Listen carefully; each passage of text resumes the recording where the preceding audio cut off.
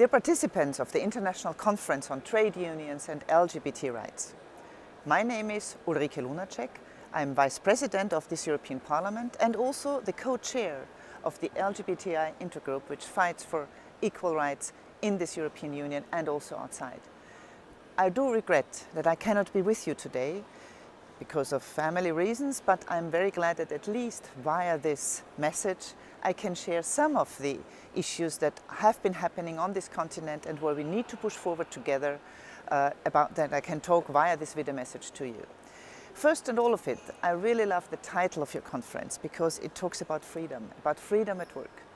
I always, in my long struggle for equal rights, I was the first Austrian politician open about being a lesbian 21 years ago. My idea, the messages I always convey to people is, why should anyone be afraid to tell colleagues at work or in school or at the university or in a sports organization or wherever to tell not to talk about freely who they went to the movies with on a Sunday night? Because that's what happens to LGBTI people. You invent a sister or a brother or some friend or something, but you don't talk openly about the fact that you're a lesbian or you're gay.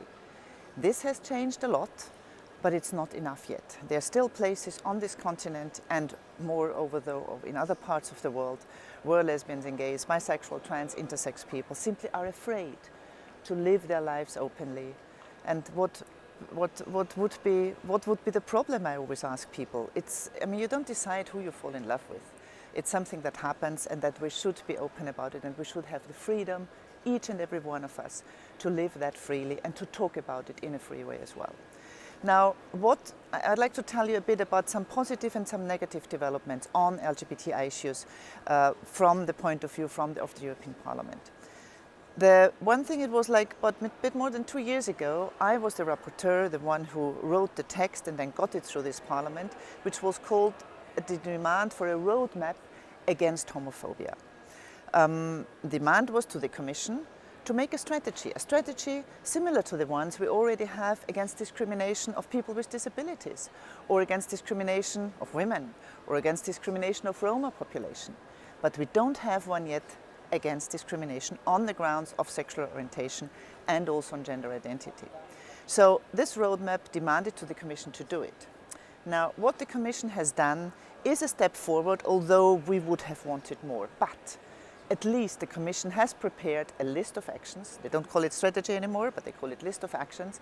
And we're waiting now what really is going to be there and be there of it. I'm glad that the Commission always is saying very clearly, yes, we need to fight homophobia, we need to fight hate speech, and of course hate crimes as well.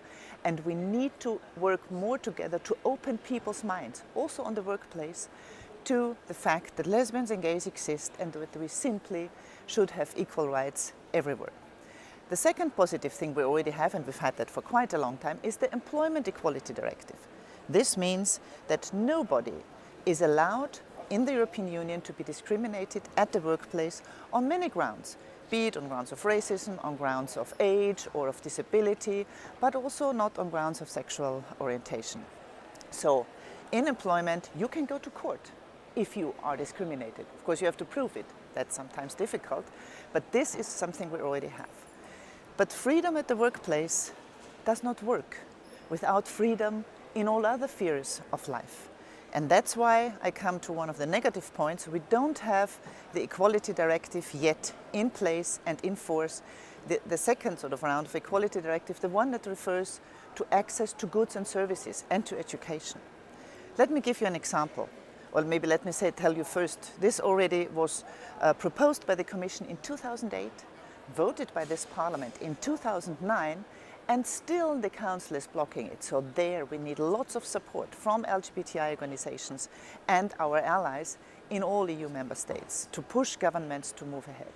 Because I'd like to give you now an example what the problem is.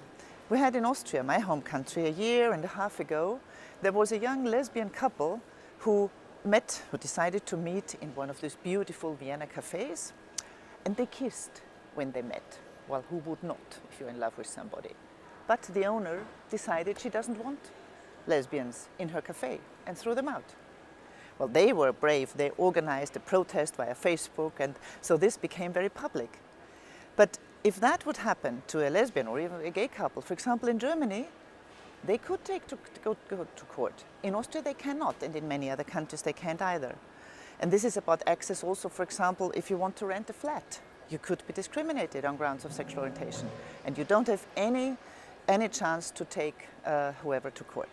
So this is why we need this directive, and the Commission has made it a strong point for them, but that's not what they are really doing. We are still blocked in the Council on it, so we need your support also for that. Now, one other thing that I've been asked to talk about is what do we do with countries that will not accept LGBTI policies?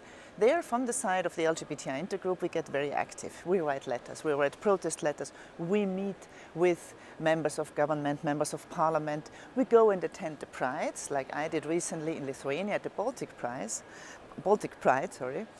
which has become a good thing. It was 3,000 people marching in the center of Vilnius, and no eggs were thrown at us. It was really a beautiful, colorful thing to do. But Lithuania still, and has a couple of years ago enacted a law that prohibits propaganda about homosexuality for people younger than 14 years old.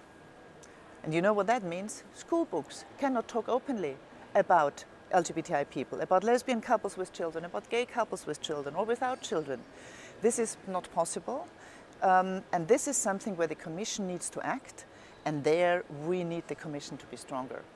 Because they just tell us, oh yes, we talk with them, but no infringement procedure is started. That needs to be done because this is simply unacceptable. If kids in school don't learn that it's very normal, and it happens everywhere, that lesbians and gays exist, that you could even have two mothers or two fathers as parents, and this is something very natural and very normal in every society on this planet, then this is something that we need to talk more about, and we need the Commission to get working on them and to make sure that Lithuania changes that law. Now, a last question I had been asked is, what possibilities do I see on working together with trade unions on LGBTI rights, now and in the future? Well, I can tell you that we work together very well with quite a lot of trade unions because you're our allies. We still know that even though we have this directive that I told you that no discrimination is allowed in the workplace, we still have from the Fundamental Rights Agency report from 2013, it's clear that 2/3 of LGBTI people, they still experience a negative attitude towards ourselves at the workplace. And 72%, this study says, had hidden their sexual orientation or gender identity at work in some way over the years before this study was done. So that is where we need you from the trade unions as great partners, because it's important together to push and pressure politicians and society as such for our common rights, and that we make sure together, because together we are stronger, that lesbians and gays, bisexual, trans and intersex people will not be discriminated anymore, whether it's at the workplace or anywhere else. Because this freedom to live your life as you want, that should belong to everybody. And in this spirit, I wish you a great conference, lots of success, and looking forward to working with you in the future. Bye-bye.